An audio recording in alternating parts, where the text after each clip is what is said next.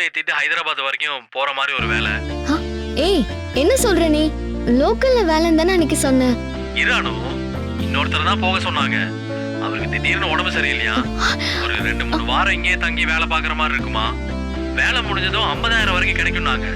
எனக்கு டக்குன்னு ஒரு செயின் தான் ஞாபகம் வந்துச்சு. உங்க அண்ணன் நான் அதை பிடிங்கி சாப்பிட்டுட்டேன்னு சொன்னா, நான் ஊருக்கு வந்ததும் செயினை மீட்டு கொடுத்துட்றேன். ஏய் என்ன சொல்ற நீ? நமக்கு எக்ஸாம் இருக்குல்ல. ஸ்டடி லீவ் தான் நானும் எக்ஸாம்க்குள்ள வந்துடுவேன். ஐயோ எதுக்கு இப்ப அங்க போன? இப்ப நான் செயின் உன்கிட்ட கேட்டேனா? என்ன என்ன ரொம்ப மிஸ் பண்றியோ?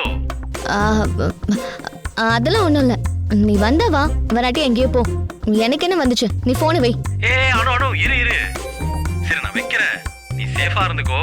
நான் சீக்கிரம் வந்துடுறேன். Okay bye. பாய். ஷோ என்ன தனியா விட்டுட்டு போயிட்டானே. நான் எப்படி இங்க இருப்பேன்? இவ்வளவு நேரம் தனியா இருந்தப்போ வராத பயம் இப்ப வருதே. ஏன்டா விட்டுட்டு போன? நீ வா, உனக்கு இருக்கு. ஷோ என்ன இப்படி புலம்ப விட்டானே. அனோ என்ன பக்கத்து வீட்டு அக்கா குரல் மாதிரி இருக்கு. எதுக்கு இந்நேரத்துக்கு வந்திருப்பாங்க? அனோ வாங்கக்கா. என்னம்மா சேரன் தம்பி வேலையா ஹைதராபாத் போயிருக்காராமே, வர வரைக்கும் உன்னை பாத்துக்க சொல்லுச்சுமா.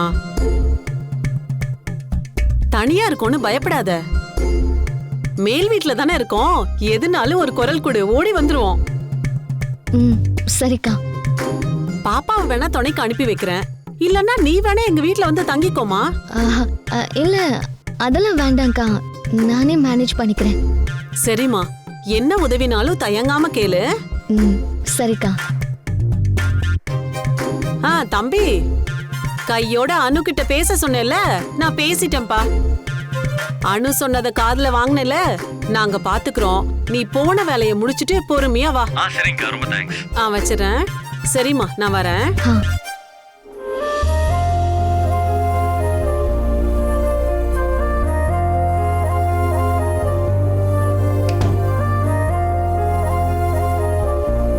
பரவாயில்லையே, நம்ம மேல இவ்வளவு பாசமா இருக்கானே.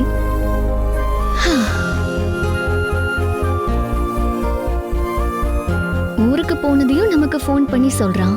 பக்கத்து வீட்டுக்காரங்களுக்கு போன் பண்ணி நம்மள பத்திரமா பாத்துக்கவும் சொல்லிருக்கானே.